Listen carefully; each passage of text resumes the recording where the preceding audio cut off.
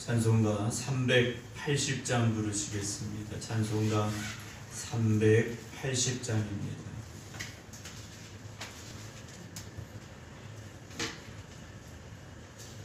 (380장입니다)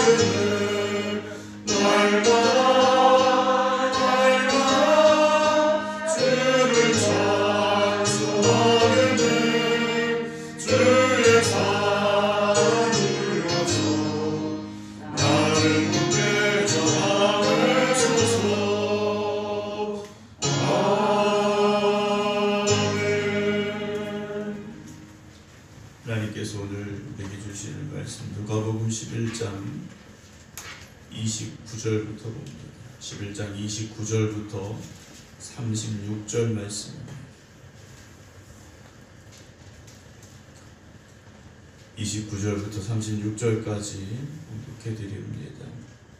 무리가 모였을 때 예수께서 말씀하시되 이 세대는 악한 세대라 표적을 구하되 요나의 표적밖에는 보일 표적이 없나니 요나가 니느웨 사람들에게 표적이 된과 같이 인자도 이 세대에 그러하리라. 심판때 남방 여왕이 일어나 이 세대 사람을 정죄하리니 이는 그가 솔로몬의 지혜로운 말을 들으려고 땅 끝에서 왔음이거니와 솔로몬보다 더 큰 이가 여기 있으며 심판때 니느웨 사람들이 일어나 이 세대 사람을 정죄하리니 이는 그들이 요나의 전도를 듣고 회개하였음이거니와 요나보다 더 큰 이가 여기 있느니라. 누구든지 등불을 켜서 속에나 말 아래 두지 아니하고 등경 위에 두나니 이는 들어가는 자로 그 빛을 보게 하려 함이라. 내 몸의 등불은 눈이라. 내 눈이 성하면 온 몸이 밝을 것이요 만일 나쁘면 네 몸도 어두우리라. 그러므로 네 속에 있는 빛이 어둡지 아니한가 보라. 내 온몸이 밝아 조금도 어두운 데가 없으면 등불의 빛이 너를 비출 때와 같이 온전히 밝으리라 하시니라. 아멘.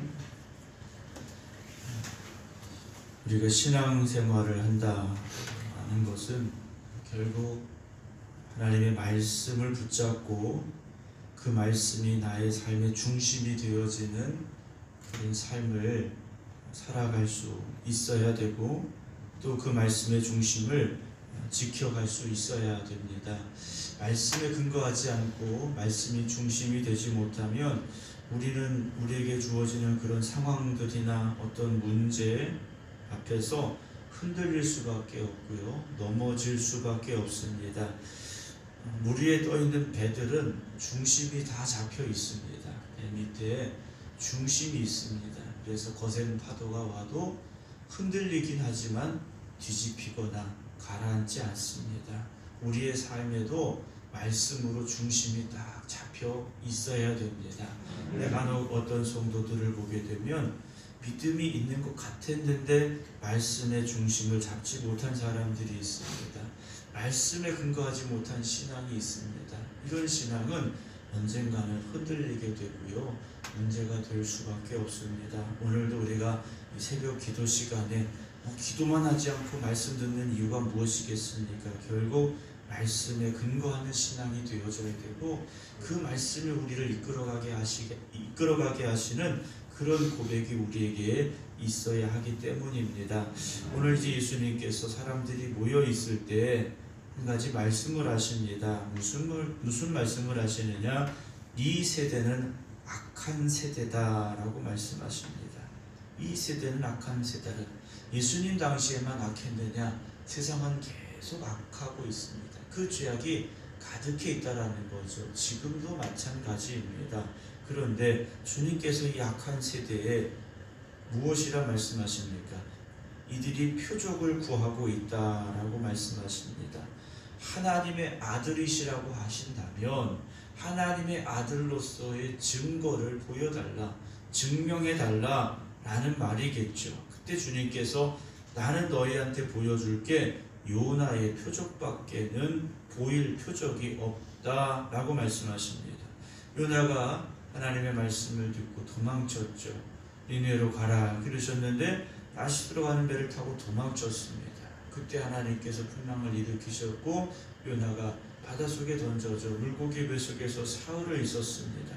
주님께서 하신 말씀은 아마도 요나가 죽은 것 같았지만 사흘 만에 다시 물고기 뱃속에서 나오게 되고 니느웨로 가서 심판의 말씀을 선포했던 것, 아마 그 말씀을 하고 계신 것 같습니다.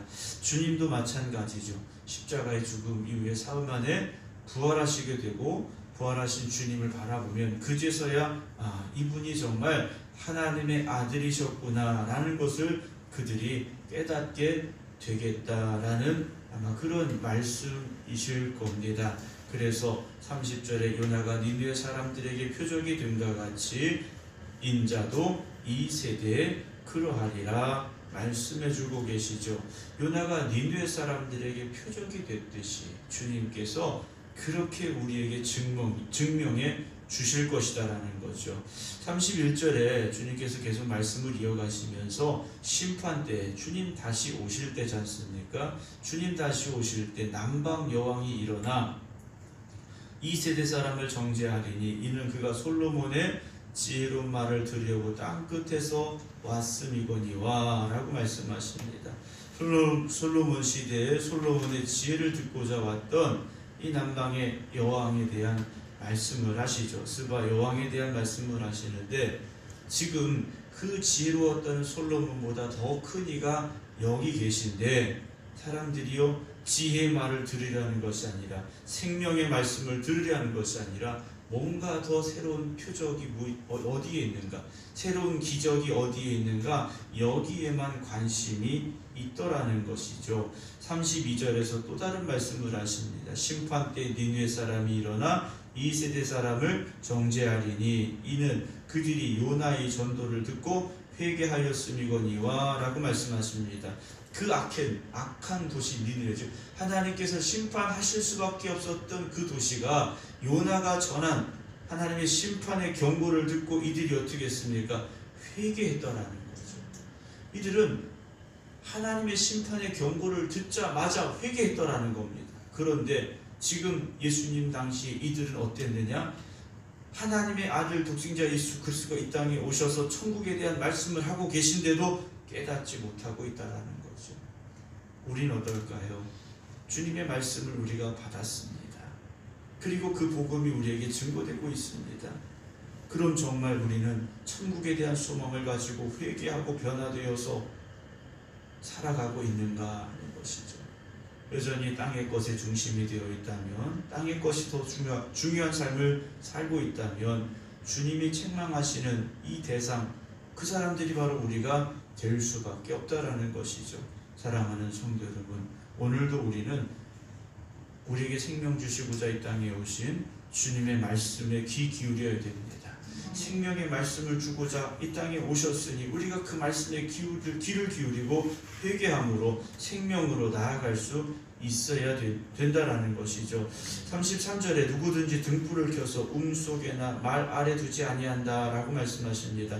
음이라는 단어가 나오는데 음이라는 것은 완전히 밀폐되어서 감추어져 있는 것입니다. 근데 등불을 켜서 그렇게 밀폐된 곳에 감춰두는 사람 없다라는 거죠. 말 아래 두지 아니하고, 말은 우리가 예전에 썼던 그런 한 말 두 말 하는 아마 그런 것을 생각하시면 될 겁니다. 덮어놓는 거죠. 그렇게 하는 사람이 누가 있느냐라는 거죠. 등경 위에 두나니 이는 들어가는 자로 그 빛을 보게 하려 함이라 말씀을 하십니다. 주님께서 이 땅에 오신 건 그렇게 빛이 되려고 오셨다라는 거죠. 세상이 빛이 되려고 주님께서 이 땅에 오신 겁니다. 다 보라는 거죠. 다 보라는 겁니다.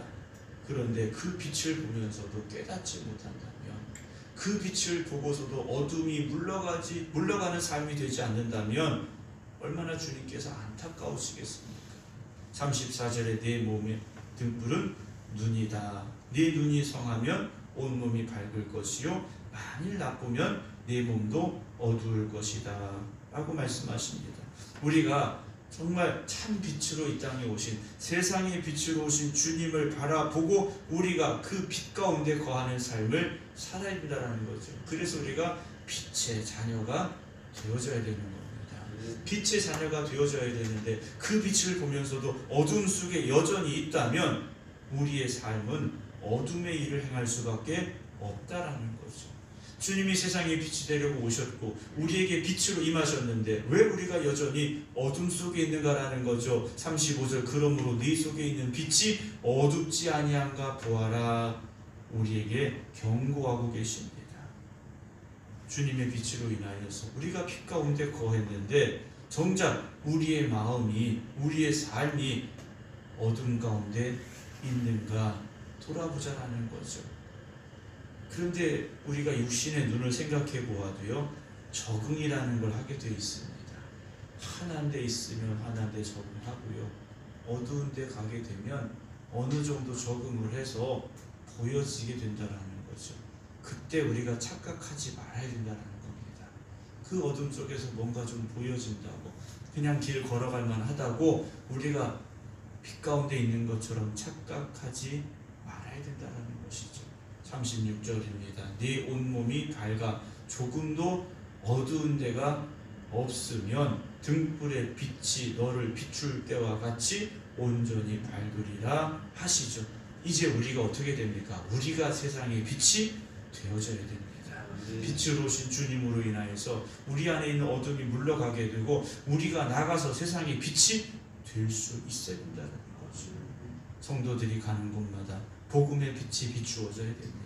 성도들이 머무는 곳마다 생명의 빛이 비추어져야만 된다는 것이죠. 오늘도 세상은 어둠이 가득합니다.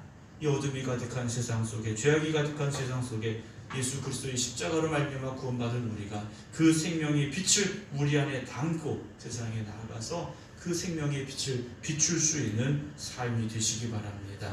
어둠은 빛을 이길 수 없다라고 말하지 않습니까?